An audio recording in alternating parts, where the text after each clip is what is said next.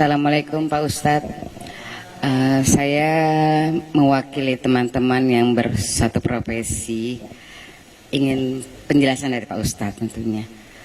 Kita banyak sekali di-share tentang bahwa artis itu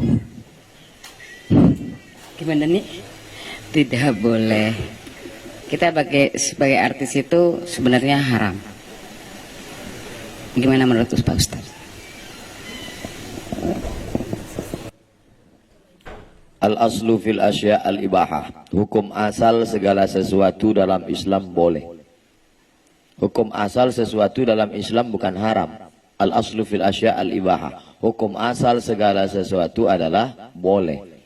Makanya yang mesti ada itu label haram, bukan label halal. Karena hukum asalnya adalah halal.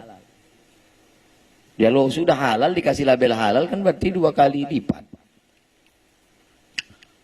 Di mana letaknya haram? Maka kalau ada orang mau haram ditanya, kenapa Ustadz ada orang mengatakan artis itu haram? Yang pertama, karena membuka aurat.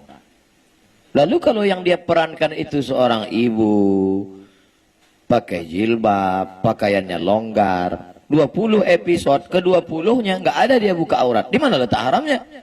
Yang kedua, ada sentuhan kulit dengan tak mahram. Kebetulan dalam perannya itu selama 20 episode memang peran dia tak ada sentuhan. Orang ibu di Pantai Jompo tak ada bersentuhan dengan orang. Jadi harus dilihat di mana letak haramnya. Ustadz, itu tari persembahan itu haram. Ada tari persembahan menyambut bupati, menyambut gubernur, kan disambut dengan tari persembahan. Saya tanya letak haramnya di mana? Karena digunakan kata sembah. Oke, kalau gitu nggak usah kita buat tari sembah. Namanya apa? Tari welcome. Menyambut selamat datang. Tetap haram juga Pak Ustadz. Kenapa? Karena yang menari itu anak gadis. Oke, kalau gitu jangan anak gadis. Kita latih anak TK. Anak TK nari kan lucu. Maka bupati, gubernur ketika lihat anak TK, ingat dia anak di rumah. Tapi kalau anak gadis, lupa dia bini di rumah. Maka kalau melihat sesuatu itu dilihat di mana letak haramnya. Salah satu sampel yang saya beri adalah haram karena membuka aurat, haram karena berapa banyak orang mengirim saya film-film pendek 5 menit yang tidak ada unsur haramnya tapi menyentuh hati. Yang paling saya ingat adalah ketika seorang gila tidur di depan ruko, dia usir, dia ini. Tapi ternyata orang itulah yang menyelamatkan dari pencuri. Tidak ada unsur haram di situ. Kenapa kita tidak pernah berpikir membuat film-film kemanusiaan tanpa mempertontonkan aurat, tanpa melanggar ajaran agama? Kenapa tidak buat film pendek yang menyentuh? Satu lagi film dari Cina, itu Thailand, yang film Cina pernah. Seorang direktur perempuan numpang di mobil karyawannya, mobil biasa. Akhirnya di tengah jalan, preman-preman orang kaya ngamuk. Disangka ini perempuan biasa, dia telepon, rupanya dia atasan, datang helikopter, akhirnya ketakutan. Enggak ada tuh buka aurat. Padahal bukan negara Islam. Kenapa kita tidak pernah berkarya dengan karya tanpa merusak ajaran agama kita, tapi yang kita sentuh adalah hati orang. Mudah-mudahan dengan ibu-ibu artis, kawan sahabat artis, berhijrah, tahajud, beribadah, Allah berikan ilham. Kita menyebutnya ilham, tapi kita menyebutnya good idea. Tiba-tiba muncul ide-ide kreatif untuk membuat penulis cerita, untuk membuat, sehingga nanti akan keluarlah film-film pendek, mungkin tidak difilmkan di bioskop, tapi justru viewernya lebih banyak daripada bioskop, berjuta-juta. Film agama Ustadz sekarang paling tinggi ditonton 800.000 orang. Film agama paling tinggi 800, Dilan 6 juta. Tidak ada agama. Tapi film-film pendek coba lihat, ditonton berapa? Sekian juta, sekian juta. Artinya apa? Tidak ditonton di bioskop, no problem. Tapi ditonton orang di YouTube, di FB, di Instagram. Buat video-video pendek yang lebih menyentuh. Insya Allah, saya berharap penulis-penulis, artis-artis tetap berkarya. Hijrah tidak membuat berhenti dari berkarya. Berkaryanya sebelum hijrah filmnya buat na'udzubillah dosa, setelah berhijrah justru filmnya mengingatkan orang pada kebaikan-kebaikan insyaallah. Amin.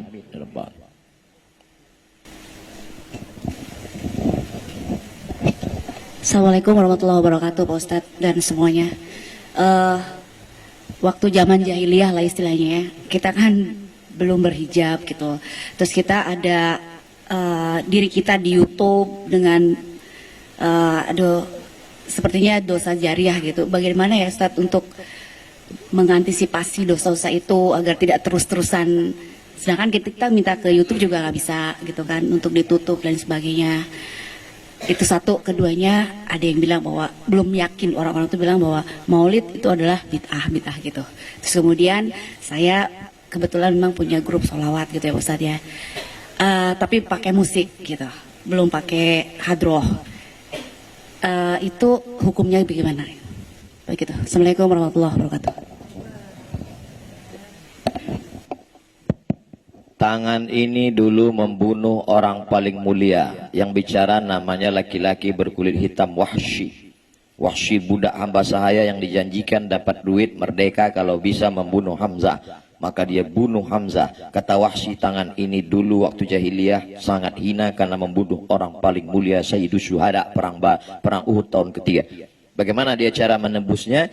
Tangan yang bergelimang dosa itu juga dia pakai untuk membunuh nabi palsu bernama Musailamah Al-Kadzab di kampung Yamamah pada masa pemerintahan Abu Bakar Siddiq.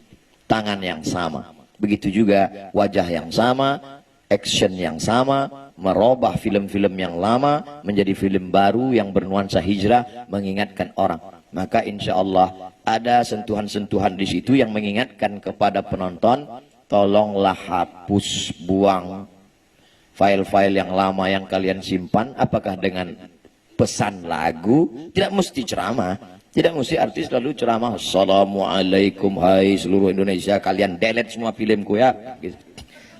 Dengan bahasa dia, dengan bahasa tubuh atau dengan bahasa kiasan atau dengan supaya, dan saya yakin orang yang sudah ngaji melihat itu, oh kasihan kita delete. La yukallifullahu nafsan illa wus'aha. Allah tidak akan membebani orang lebih dari kemampuannya. Mudah-mudahan.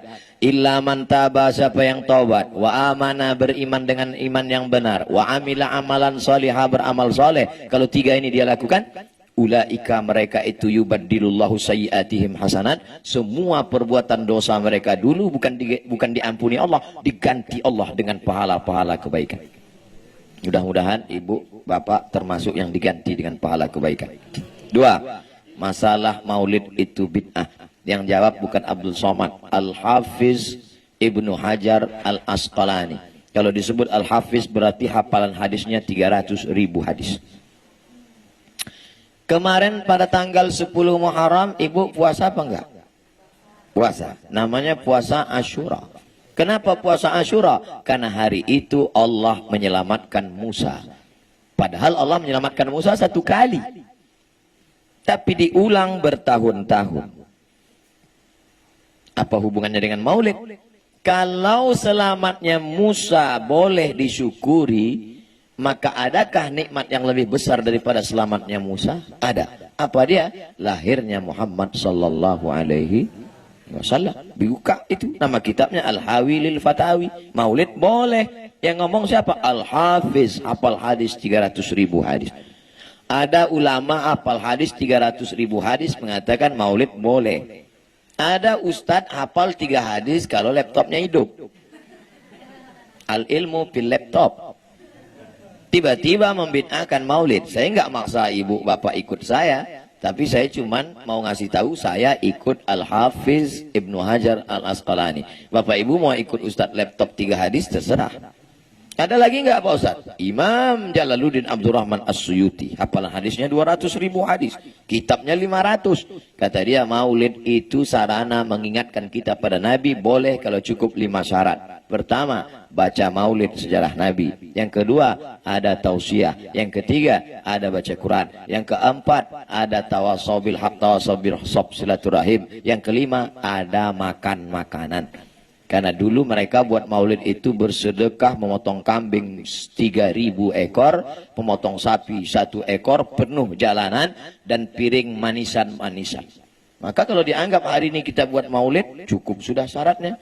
Ada mengenang Nabi, ada tausiah, ada silaturahim, dan ada makanan-makanan. Masya Allah. Maka dari tadi saya tidak melihat ke sana, takut hilang bahan konsentrasi.